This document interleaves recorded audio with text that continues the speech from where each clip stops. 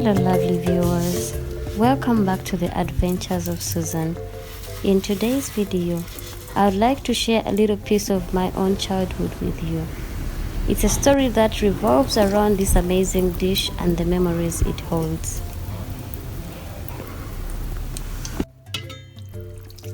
But here is the best part. I am not just sharing the story. I am sharing the recipe. So don't forget to click the subscribe button and ring the notification bell.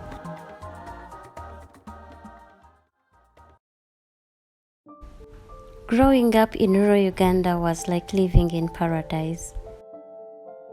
Our village could rival the beauty of the Garden of Eden from the Bible.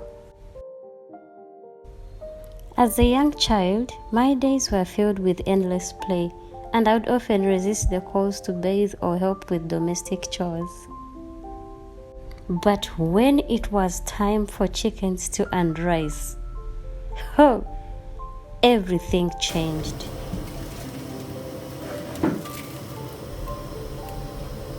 It was like as if a spell had been cast over the entire village. Every kid became a whirlwind of activity, excited like it was a special occasion.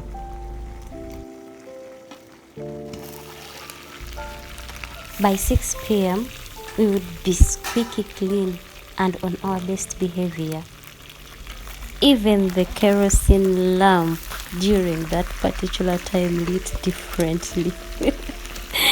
It was almost like light from heaven.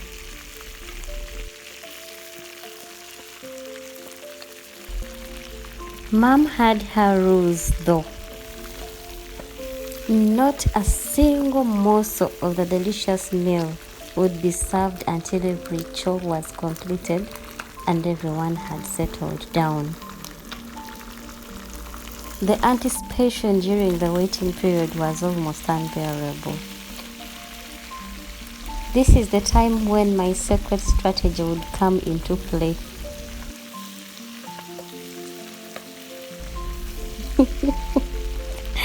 I would pretend to doze off, and like clockwork, Mom would say, "Omwana talya matalire," meaning the child shouldn't sleep without eating.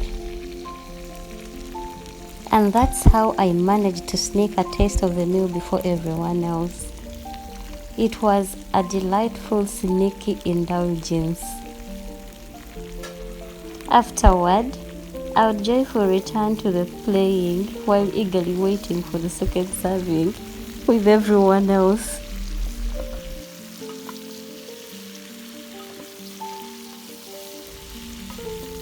Now you might be wondering what kinds of games that we really played at that timing of the night and where from. We jumped everywhere in the seats, everywhere in the house. No more tug of war. Sometimes we would simulate a school environment where one of us would be a teacher, others students. And sometimes we would even fight and make ourselves cry along the way. But it was all the fun.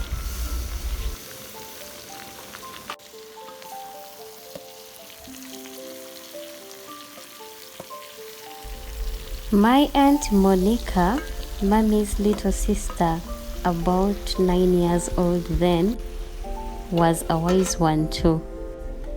She played a special part in those evenings. Silently, she would test my English skills, saying, "Let me see if you know English." "Okay, give me." And I would scoop up some rice and give it to her. It was our little game, and I felt a sense of accomplishment until the plate was almost empty.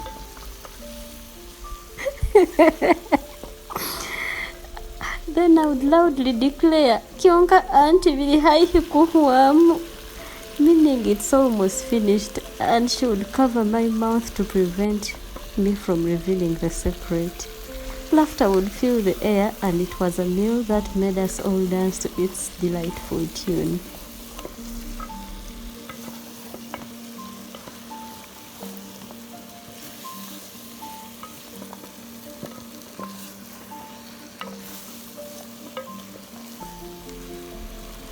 Thank you for watching this far. Please remember that by subscribing, you will stay up to date with all our latest videos, and it's completely free. So go ahead, click that subscribe button, and let's continue with the video.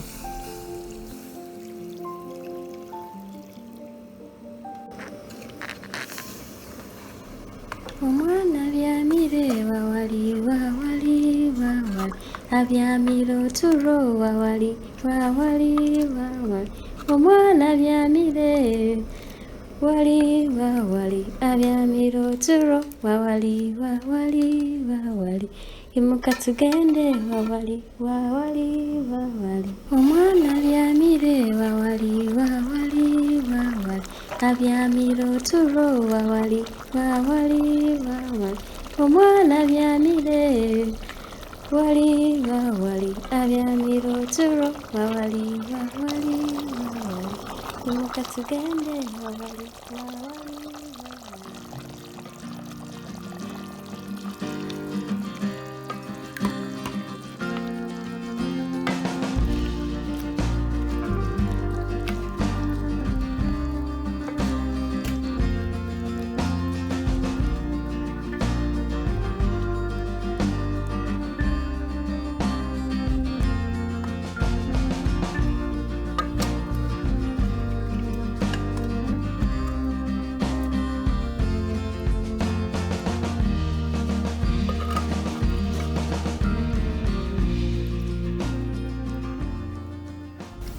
Share your cherished childhood meal in the comments below, and let's take a delicious trip down memory lane together.